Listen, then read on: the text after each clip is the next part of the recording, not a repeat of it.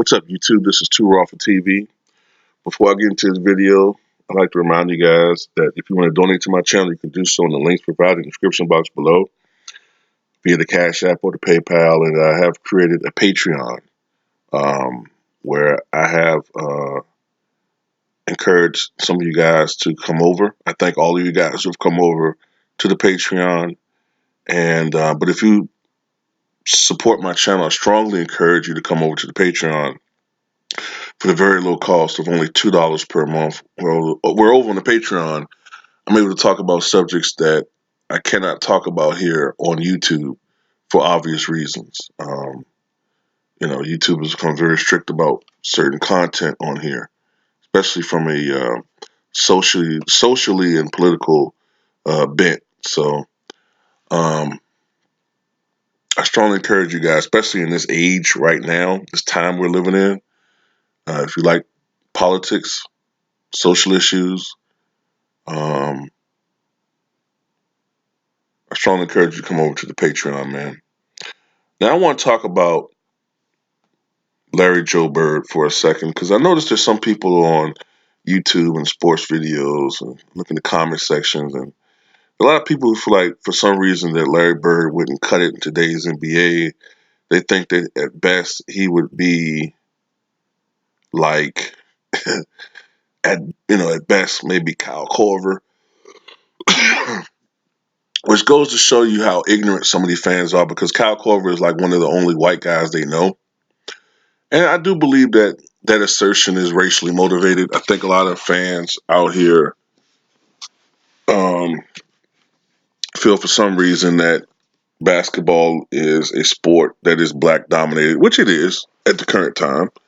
All right. But, you know, to sit there and say that a guy like Larry Bird wouldn't cut it in today's NBA, I think there's some racial motivations behind that. And I like to think of it like this, you know what I'm saying? Like, I'm always going to be a guy that supports my own as far as race is concerned. But you got to give credit where credit's due. You know what I'm saying? And there's a reason why guys like Jerry West, Bob Pettit, Dolph Shays, John Stockton, you know what I'm saying, Chris Mullin, Paul Westphal, I believe, coming up this year, uh, Jack Sickman coming up this year, Bill Sharman, you know what I'm saying, Pete Maravich, and the list goes on and on and on, Kevin McHale. Why are there so many players who are not of African American descent who are in the NBA Hall of Fame? Not to just mention those all around like very good players who've played. So I mean, who are white. So I mean, when it comes to this type of shit, sports, I don't try to. I mean, I'll point out things that people say in the media that I think are racially motivated, but as far as sports is concerned, I give everybody their credit. Now, as far as Bird is concerned, in today's NBA, like this notion that he'll only be as good as Kyle Korver. Well, look, look at the league now and look at the way they play. This isn't the same NBA where it was a little bit more of an emphasis on athleticism, some years ago when you had guys that were the up-and-coming stars like a Jason Richardson or a Desmond Mason or a Darius Miles or you get what I'm saying? Kenyon Martin, where it was definitely a slant toward athleticism. Athleticism definitely gave you an advantage when it was more half-court basketball, a slowed down pace. The center position still was more primarily bigs in the paint, not these stretch fours and fives. So it gave you a distinct advantage to have guys who were more athletic, who could get by their defenders. Today's NBA with the lax defensive rules, it's not as much emphasis, in my opinion, on athleticism. Although it does give you a distinct advantage still, it's not the same. I honestly believe, and I've said this before, that I think that there has been a concerted effort to make basketball more European. and to encourage the style of, the style of play is a little bit more European, in my opinion. And that would encourage more European players to come over and transition to the NBA. It's not as physical. And that's why you see these guys like a Nikola Jokic, like a Luka Doncic, who the league can see maybe aspiring stars in years to come. But there's no doubt in my mind, and also to appeal to a certain demographic that they feel they've been losing over the past 20 years, since really Michael Jordan's retirement. But there's no doubt in my mind that Larry Bird would be a star. Matter of fact, not only do I think he'd be a star, I think he'd be just as good all around, if not arguably better than Kevin Durant. I think he'd be that damn good. Now, Kevin Durant is bigger than Larry Bird, and I'm talking about pre-Achilles injury. He's a little bit bigger, a little bit lankier, a little bit quicker. I think that Durant's a better deep shooter than Bird, but Bird, of course, was a very good outside shooter, 37.6% for his career, while Durant's 38.1% or something like that. So actually, the percentages are kind of similar. Or was it 38.8%? I can't remember. I know Durant's like over 38%. But Durant's a lot more prolific from outside. But you have to keep in mind that Larry Bird never really fell in love with the three-point shot. He never really fell in love with that shot. And for a 4-year stretch, he kind of went away from it. His rookie year, he was one of the most prolific three-point shooters in the league at that time. His 1979-1980 season. He shot that three-point shot somewhat frequently for the times. But then from 1980 to 1985, he kind of stayed away from that shot.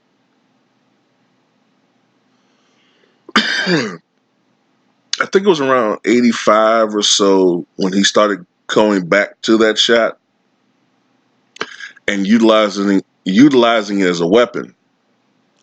And he popularized the three-point shot. And from 85 onward, Bird was a 40+% career three-point shooter.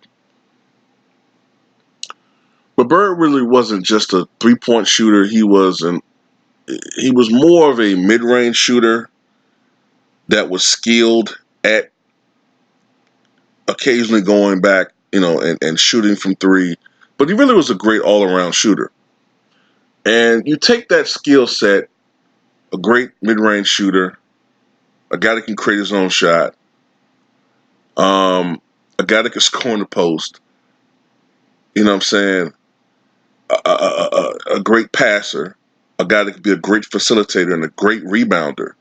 And you put him in today's NBA, and somehow you're telling me a guy that has all this skill set somehow is going to struggle in today's NBA, a league that's less physical, a league where at the small forward position it's not nearly as stacked as it was in his era. I mean, let's face it. Right now, if you put 1986 version of Larry Bird in the NBA, who is his main competition at small forward? You got an aging LeBron James. You have a Kevin Durant that's coming off of an Achilles injury, and we don't know when he's going to come back. We hope he's going to be the same guy that he was, but we don't know that for certain. Okay, you do have Kawhi Leonard. You do have Paul George, although they're not both going to play small forward over in Los Angeles. One of them's going to probably play, I'm assuming, shooting guard. Maybe it's going to be Paul George. I'm trying to go through my mind of the great small forwards in today's NBA.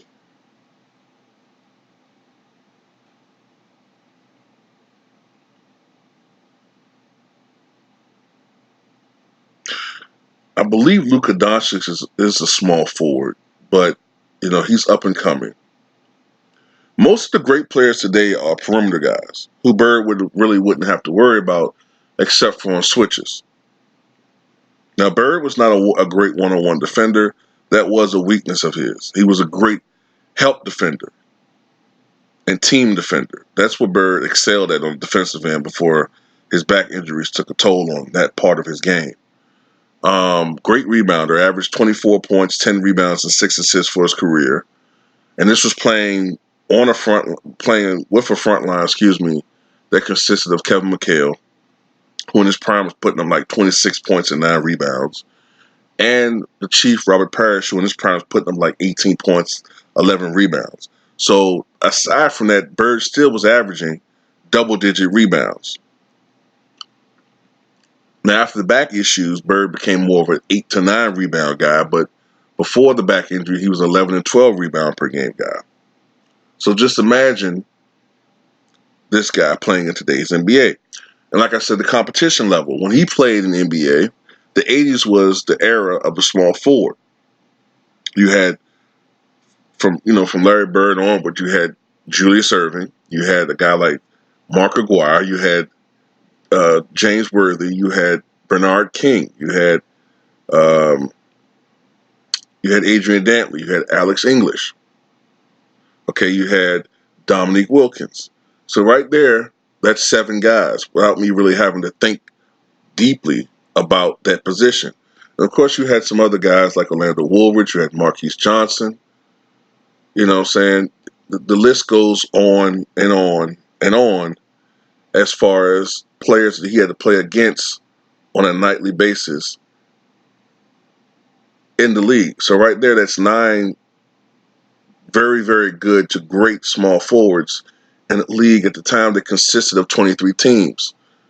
So, and I haven't really thought about the other teams yet, but for the most part, you had either great scoring small forwards or you had great defensive small forwards. So, and I haven't even thought about earlier in his career, maybe like Larry Keenan, Mike Mitchell with the Spurs. Yeah. So the small forward position was stacked. Now, you contrast that with maybe the centers of the 80s and 90s, especially the 90s, where Akeem Olajuwon, you had Patrick Ewing, of course, you had Shaquille O'Neal, a young Shaquille O'Neal, you had David Robinson. Okay, you had some skilled big men out there. A little bit later on, you had the Dikembe Mutombo and maybe Alonzo Mourning, but you didn't have to go against these guys every night. Akeem Olajuwon, for instance, some nights he would go against a tough matchup, but then some nights he might go, play against the Warriors and have to play against a guy like Tom Tolbert. Okay, going against Tom Tolbert, Akeem Olajuwon, you're thinking, okay, this is good. I can get a good 30 and 10 and get some rest my knees. He didn't have to worry about that. Bird, on the other hand, with few exceptions, for the most part. Oh, and I forgot about Kiki Vandeweghe. So that's 10. Kiki Vandeweghe. So, for the most part, Bird had to go up against great competition in his era. Today, that wouldn't be the case.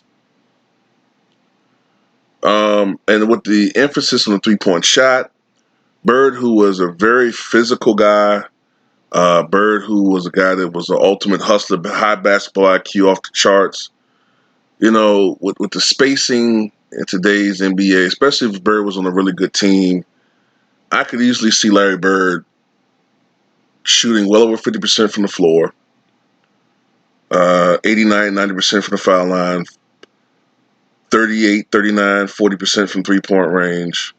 I could see him probably averaging something like, on a good team, maybe 26, 11, 7.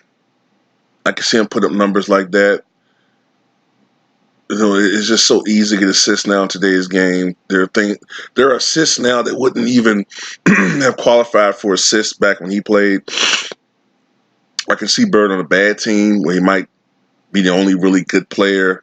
May not be a really good secondary option, but I can see him on a bad team putting up like 29, You know, 29, 11, 8 or 9. I could see him averaging almost a triple double. You know what I'm saying? And it won't be like one of those situations where people think that the system is skewed for him to average triple double like Russell Westbrook. No, it'll just be his overall just great basketball skills. But I think that Larry Bird, who is in my opinion a top 5 all-time player in today's NBA, it would be an absolute joke. Because you got to remember, in his actual career, he had one season where he averaged 29.9 points, I think something like 9 rebounds and almost 7 assists. And this was in the 80s. And this was against, you know, the NBA competition at the time, top NBA competition at the time. So with the way that the rules are now I think about it, I think Bird could probably win a scoring title in the right situation. He probably could average over 30 points per game. But I know Bird wasn't really about his numbers. He only cared about winning. So I could see Bird being very, very adamant. In one way, I think he'd be a little bit similar to LeBron James. Is I can see, even though we like to think of Bird as this great warrior, I could see him being a little bit of a diva and wanting to play with the best players in the league. Matter of fact, I think Bird did say something about that in the interview, where I think he kind of liked the fact that it was more of a players' league, and I could see Bird wanting to play with the best players and guys that wanted to win, and were only interested in winning and not just putting up numbers. So in that aspect, I could see some guys who don't like Bird saying, "Oh man, he's just a diva. He wants to play with everybody." I could see those same LeBron arguments to an extent going with Bird. You know what I'm saying? But that's it pretty much, man. I think that Bird would be a great player in today's NBA. And anybody that says not, I don't think they know what the fuck they're talking about. Tell me what you guys